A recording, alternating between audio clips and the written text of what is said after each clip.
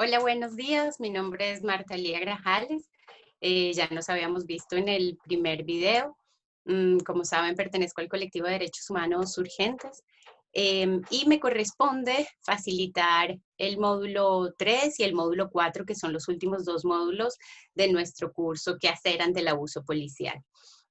Bueno, hasta ahora que hemos visto, que hemos reflexionado en este curso, ¿no? En el primer curso con Antonio estuvimos revisando diferentes herramientas conceptuales que nos permitieron comprender el delito y las políticas de seguridad desde una perspectiva de la criminología crítica, porque entendemos pues que no podemos reflexionar sobre la actuación o sobre la función policial únicamente visto este elemento de manera aislada a todo el otro sistema al que pertenece, ¿no? Entonces, bueno, allí tuvimos unas reflexiones muy profundas y muy enriquecedoras relacionadas con este tema. En el módulo número 2, junto con Anita, estuvimos reflexionando acerca de los elementos de desempeño policial que constituyen violaciones de derechos humanos. Identificamos algunos patrones en que ocurren esas violaciones entre los principales derechos que viola la policía, que veíamos que son vida, libertad, integridad personal, honra, inviolabilidad del hogar, ¿no? Y también reflexionábamos acerca de cómo este tipo de prácticas son totalmente contrarias al modelo policial que nos dimos en revolución y que construimos entre todos y todas, ¿no? Y también la necesidad de seguir uniendo fuerzas y esfuerzos por retomar este modelo, ¿no? Que nos ha marcado una ruta y que además es cónsono con el respeto y garantía de los derechos humanos. Ahora en el módulo 3 vamos a trabajar las herramientas legales que podemos usar para defender y exigir nuestros derechos humanos, ¿no? Es decir, ya vimos primero un marco eh, político sobre en dónde se enmarca la función policial. Vimos además también de manera concreta cuáles son las normas que rigen esa función policial, cuál es el mandato que tiene la policía, y ahora vamos a identificar las herramientas con que contamos en el ordenamiento jurídico venezolano para actuar frente a una eventual violación de derechos humanos. De manera específica vamos a trabajar tres temas. El primer tema es cuáles son los aspectos que debemos tener en cuenta durante una violación de derechos humanos y también después de que ocurre, ¿no? Allí vamos a trabajar principalmente tres derechos. ¿Qué vamos a hacer cuando ocurre una detención ilegal o arbitraria? ¿Qué debemos hacer en caso de tortura o malos tratos? Y también, ¿qué debemos hacer en caso de una ejecución extrajudicial? La inviolabilidad del hogar es, digamos, un patrón de actuación de la policía que normalmente, digamos, ocurre también en el contexto de cada uno de estos derechos, así que lo trabajaremos de manera transversal. Además, entonces, de identificar cuáles son esos aspectos claves que debemos tener en cuenta durante la ocurrencia y posterior a una violación de derechos humanos, vamos a identificar cuáles son las herramientas previstas en el ordenamiento jurídico venezolano para proteger, defender y exigir nuestros derechos frente a una situación como esta. Y luego vamos a trabajar también algunos aspectos que se deben tener en cuenta en los procedimientos ante las instancias del Estado en las que se activan estas acciones, ¿no? La idea es que en este módulo tengamos como unos tips que nos permitan tener como un ABC, ¿no? Sobre unas herramientas muy básicas que nos sepa cómo actuar eventualmente ante una violación de los derechos humanos. ¿Y cómo vamos a hacer esto? Bueno, la metodología durante el primer día, como lo hemos venido haciendo también en los otros dos módulos, va a estar dedicada a la realización de tres actividades. Son tres actividades muy sencillas que estamos intentando además que partan de hechos reales que nos permita, digamos, reflexionar críticamente sobre la realidad que estamos viviendo, ¿no? Entonces, la primera actividad consiste en un análisis de casos. Ustedes se van a encontrar allí con tres lecturas, cada una de ellas relacionadas con uno de los derechos que más viola la policía en el ejercicio de su función. El primer caso es un caso sobre la violación del derecho a la libertad personal. Es un caso en un terreno campesino, en un fondo campesino, en donde se detiene arbitrariamente a unos campesinos que están demandando un rescate de tierras. El segundo derecho tiene que ver con, el segundo caso, perdón, tiene que ver con la violación del derecho a la integridad personal. Se trata de 3 casos de tortura que sufrieron 3 hombres, trabajadores en contextos diferentes. Estos 3 testimonios están en un texto de la Red de Apoyo por la Justicia y la Paz, que ustedes van a encontrar allí el link. La idea es que lean los 3 testimonios, que son muy cortos. Y por último, vamos a trabajar la violación del derecho a la vida a través del relato del caso de Ricardo Castro y Jonaikel Moreno, ¿sí?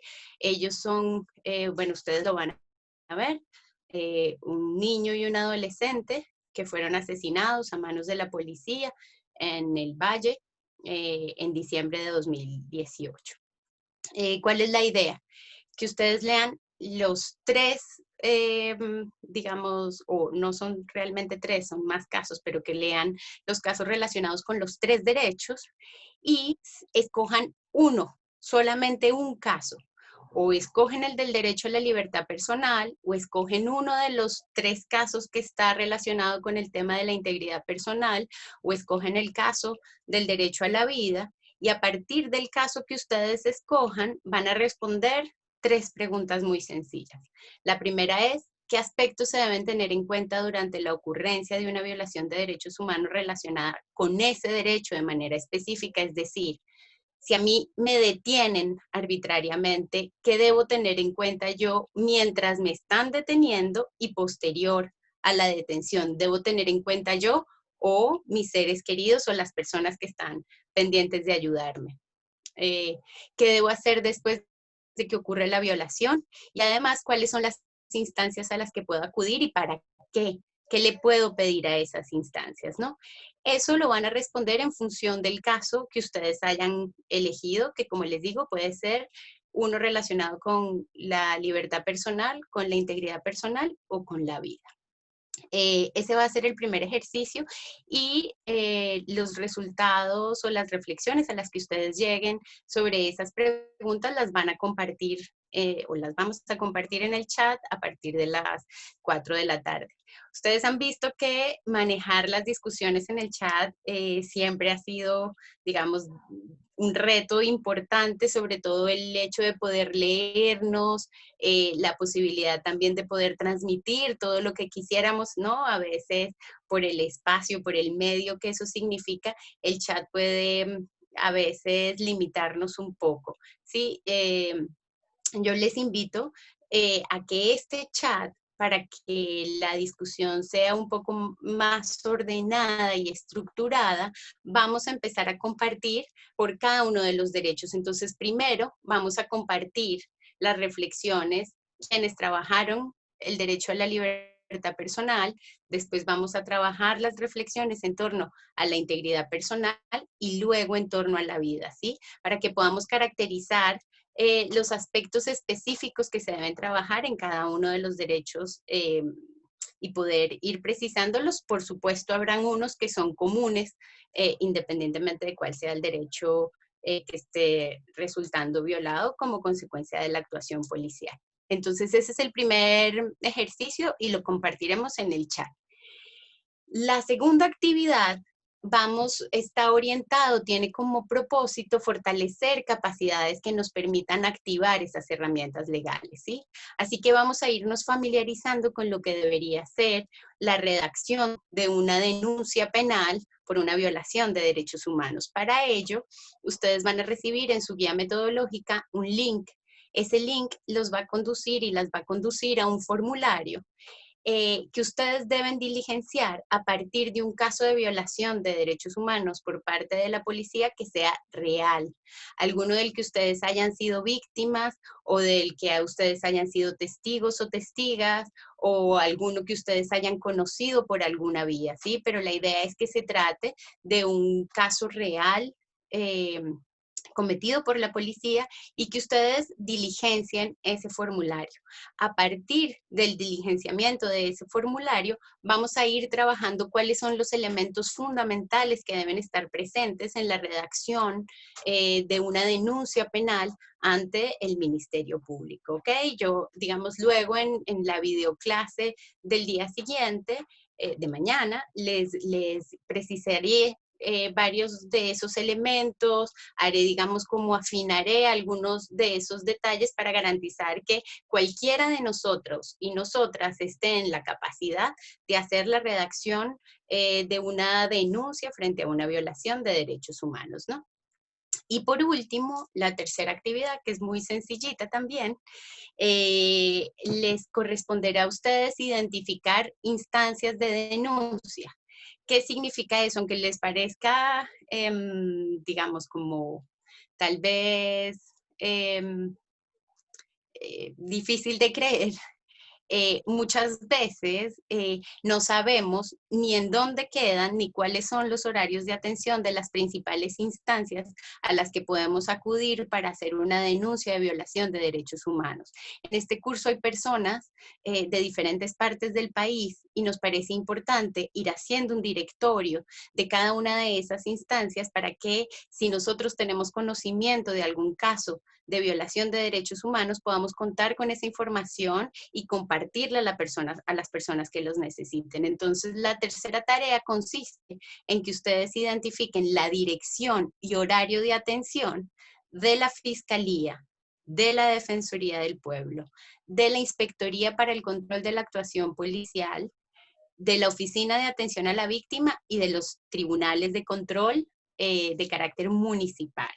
Si llega a ocurrir que por alguna razón resulta, digamos, muy engorroso realizar alguna de las actividades previstas para este módulo, por favor, no dejen de participar en el chat o si no logran enviarlas el día de hoy y después pueden enviarlas en el transcurso de los días siguientes al correo electrónico también son bienvenidas, ¿no? Miren que estos ejercicios que están previstos tienen el objetivo de familiarizarnos con herramientas que además nos van a servir para ir activando capacidades que nos permitan fortalecer nuestras capacidades de lucha para la denuncia y exigibilidad de los derechos humanos, ¿sí? Entonces, bueno, esa tercera información también la vamos a compartir por el chat. La idea es que podamos ir armando un pequeño directorio con las direcciones y horarios de atención de esas instituciones y las tengamos a mano todos y todas. Con relación a la segunda actividad, que es el caso de violación de derechos humanos que ustedes van a diligenciar a través de un formulario de Google Form, ese no lo vamos a compartir en el chat, sino que ese formulario, como ustedes saben o quienes lo manejan, va a permitir que la información que ustedes van cargando se va a ir sistematizando y yo les voy a hacer una evolución de esa información también para que analicemos allí algunos de los patrones que surjan a partir de los casos que ustedes carguen, ¿sí? Esa va a ser, digamos que las actividades previstas para el módulo 3 durante el primer día. El segundo día, como ha sido costumbre, ustedes se encontrarán con una videoclase en donde yo intentaré responder cada una de estas tres preguntas a las que estamos haciendo referencia en el ejercicio y compartiré también con ustedes algunas reflexiones a partir de las lecturas que les recomendaré, ¿sí? Las lecturas que están previstas para este módulo y que compartiremos una vez que cerremos el chat el día de hoy a las 5:30 de la tarde, son una cartilla prevista o diseñada por la Comisión Provincial para la Memoria de Argentina, que tiene, digamos, como unos apuntes, me parecen muy interesantes y digamos, aunque tienen las características de la realidad argentina, que no es la misma que la nuestra, igual hay unos elementos comunes que nos sirven y en todo caso creo que también es interesante poder hacer la comparación. Y el segundo texto que quiero compartir con ustedes es este texto que se llama Habla de ellas. Es un texto en el que ustedes no van a encontrar, digamos, una reflexión legal ni digamos, académica o política sobre el tema del abuso policial, sino una reflexión vivencial. Este libro es un libro hecho por la Red de Apoyo por la Justicia y la Paz, con el testimonio de 12 mujeres, tías, madres, primas de jóvenes asesinados por la policía. Creo que es un texto maravilloso, es un texto además que consiguen en la web y que creo que es importante, digamos, jamás perder de vista que esto que muchas veces decimos como estadísticas o que decimos como números, tienen por detrás un montón de rostros de familias y de vidas que fueron arrebatadas y que es necesario visibilizar y que es además lo que nos llena de fuerza para dar esta lucha.